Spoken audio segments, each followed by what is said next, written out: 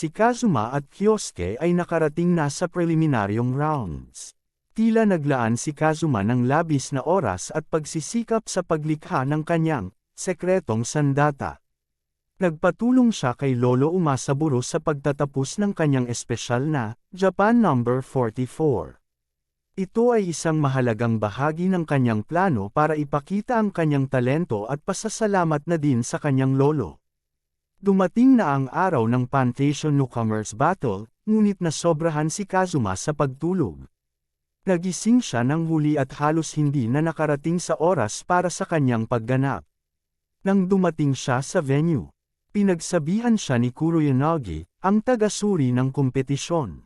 Ang kanyang pagka-late ay nagresulta sa pagbawas ng 5 puntos mula sa kanyang kabuuang score. Isang malakas na pahayag ng hindi pagtalimas sa oras at pagsunod sa mga patakaran ng kompetisyon.